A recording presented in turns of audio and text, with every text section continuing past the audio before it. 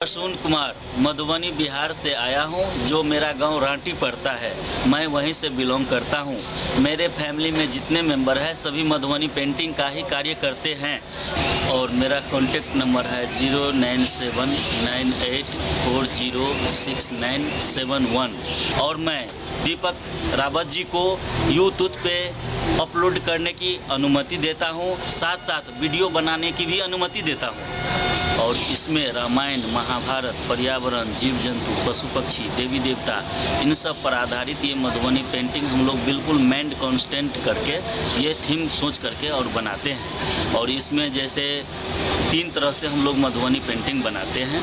जैसे हो गया लाइन पेंटिंग, जिसे कचनी भी बोलते हैं, एक होते हैं कलरफुल, जिसे मधुबनी पेंटिंग और मिथिला पेंटिंग भी बोलते हैं, और तीसरे होते हैं टैटू पेंटिंग, जिसे हिंदी में गोदना पेंटिंग बोलते हैं। मैं हैंडमेड पेपर पे मधुबनी पेंटिंग बनाता हूँ। अगर बाय द वे कभी ऑर्डर मिले तो मैं कपड़ा पे भी बनाता हूँ। उसमें फैब्रिक रंग का यूज होता है, जैसे साड़ी, सूट, दुपट्टा, वॉल हैंगिंग और कई ऐसे, जैसे दीवार पे भी मैं बनाता हूँ। तो आप अगर बनवाना चाहे तो मुझे कांटेक्ट कर सकते हैं।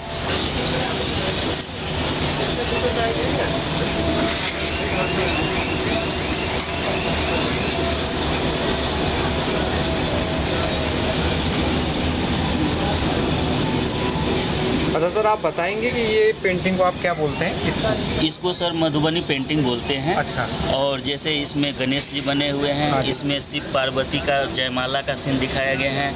उसी तरह से इसमें राधा कृष्ण के दिखाए गए हैं। इसमें राधा कृष्ण के अलग स्टाइल में दिखाए गए हैं। अच्छा, आप इसके बारे में बताएं जरा।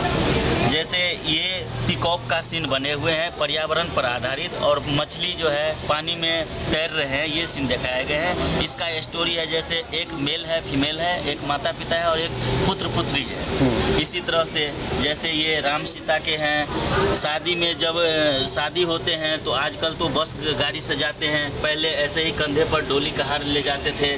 जैसे इसमें भी दिखाए गए हैं, स्वयंवर का सीन दिखाए गए हैं। जैसे ये राधा कृष्ण का है, ये पर्यावरण का है, पीकॉक का है, उनके बच्चे का सीन है। इसमें मछली पानी में तैर रहे हैं, ये दिखाया गया है।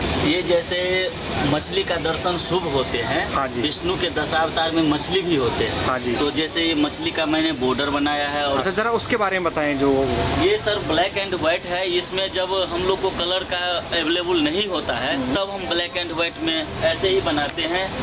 हर सीन हम लोग ब्लैक एंड व्हाइट में बनाते हैं सर। जैसे ये श्रवण कुमार का भी मैंने दिखाया है।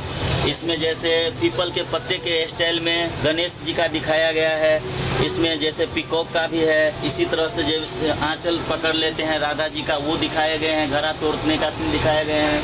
जैसे इधर गणेश जी का सीन दिखाए गए हैं। इसके बारे में बताएं आप जरा। ये जैसे ये पर्यावरण पर आधारित ट्री ऑफ लाइफ है और बारिश का सीन दिखाए गए हैं। दो मछली आपस में मिल रहे हैं, ये दिखाए गए हैं। ये लक्ष्मी माता का सीन दिखाए गए हैं। उसमें शिव जी, शंकर जी का भी दिखाए गए हैं। उसमें विष्णु लक्ष्मी जी का साथ करके दिखाए गए हैं। ये आकाश का सीन दिखाए गए हैं। जैसे इसी प्रकार से जैसे और भी हैं, जैसे गणेश जी हैं, राधा रुक्मिणी के साथ साथ भी हैं। और जैसे इधर है पर्यावरण पर आधारित जो है, ये पीकॉक का है, एलिफेंट का है और फिश का है। राधा कृष्ण का अलग स्टाइल में है। जैसे वो है राम सीता का स्वयंवर का सीन दिखाया गया है।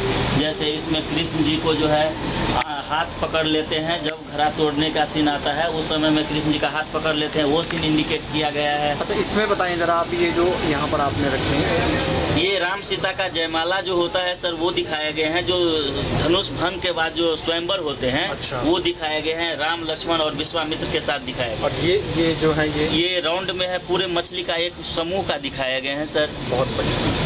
थैंक यू सर, नमस्ते। थोड़ा सा आप ये जो मिथिला आर्ट है, इस आर्ट के इतिहास के बारे में कुछ बताएं। सर भास्कर कुलकर्णी सन 1971 में बिहार आए थे। उस समय में हम लोग दीवालों पे, डायरेक्ट दीवालों पे पेंटिंग बनाते थे।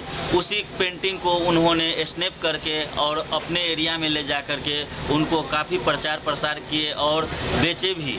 उसी तरह से हम लोग को बाद में जा कर के कुछ जो है सो पेपर पर बनाने का एडवाइस दिया गया कि आप पेपर पर बनाइए, और उन पेपर को ले जा कर के वो बाहर ले जाते थे और बेचते थे। हम लोग लोग का ग्रामीण जीवन जो था थोड़ा थोड़ा सुदृढ़ होने लगा।